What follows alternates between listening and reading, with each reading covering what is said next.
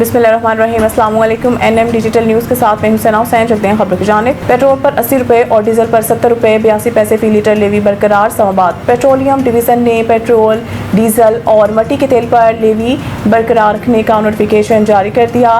Notification के मुताबिक petrol पर 80 रुपये, डीजल पर 70 रुपये 82 पैसे फी लीटर लेवी बरकरार है। इसके अलावा मट्टी के तेल पर भी 20 रुपये 36 पैसे लेवी बरकरार रखी गई है। वाज़ेह रहे कि हुकूमत ने 3 रोज़ के लिए पेट्रोलियम मसनूआत की कीमतों में इजाफे का ऐलान कर दिया। पेट्रोलियम डिवीज़न की जानिब से जारी नोटिफिकेशन के मुताबिक डीजल की कीमत में 31 रुपये 5 पैसे फी लीटर का इजाफा किया गया, जिसके बाद डीजल की नई कीमत 354 रुपये 35 पैसे फी लीटर हो गई। पेट्रोल की कीमत में भी 5 रुपये 44 पैसे फी लीटर का इजाफा किया गया, जिसके बाद पेट्रोल की नई कीमत 316 रुपये 15 पैसे फी लीटर हो गई। याद रहे कि हुकूमत ने पेट्रोलियम मसनूआत की कीमतों का तयन रोज़ाना की बुनियाद पर करने का ऐलान किया है।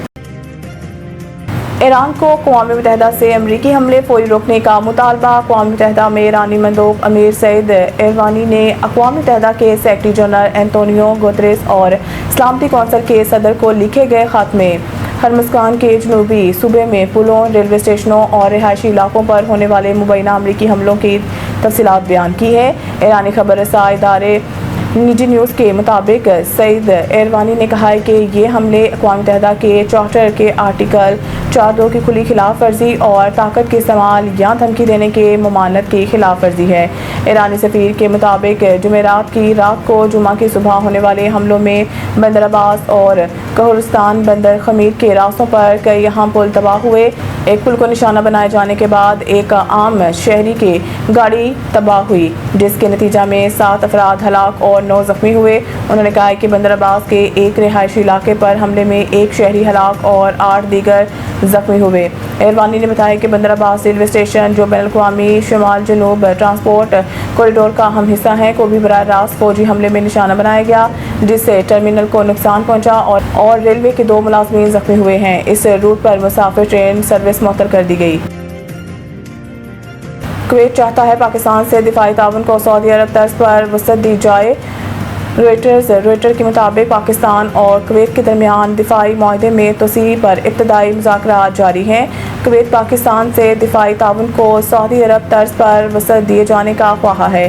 पाकिस्तान और कुवैत में दिफाई ताउन के बदले तवानाई और सरमायाकारी भी ज़ेरे गौर हैं।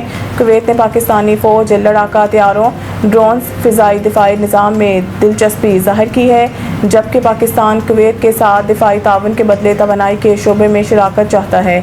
कुवैत के पाकिस्तान में डीजल के लिए बॉन्डेड फ्यूल स्टोरेज मंसूबे में दिलचस्पी है। बहरीन भी पाकिस्तान के साथ दिफाई मुआहदे में दिलचस्पी रखता है।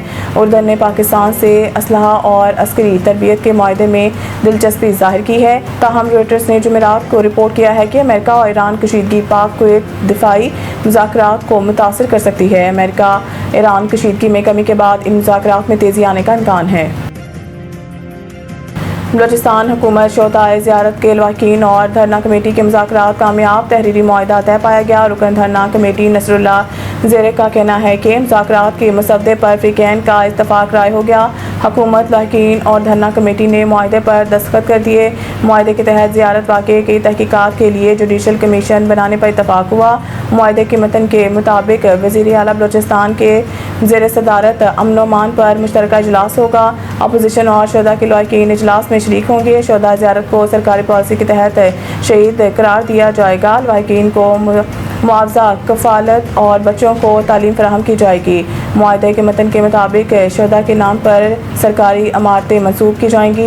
रेवेन्यू से मुतालिक अवामी तहफ़्फ़ुज़ात के अज़ाले के लिए वज़ीर रेवेन्यू की सरबराही में कमेटी कायम की जाएगी। वज़ीर आला बलूचिस्तान सरफराज बुगटी का कहना है कि शहदा के अहले खाना की देखभाल हुकूमत की जिम्मेदारी है। पाक फौज, FC और पुलिस की कुर्बानियाँ नाकाबिले फरामोश हैं। तहरीरी मुआहदे तय पाने के बाद ज़ियारत में दहशतगर्दी में शहीद पुलिस एहलकारों के लवाहिकीन के कोयटा और ज़ियारत में धरने ख़त्म हो गए।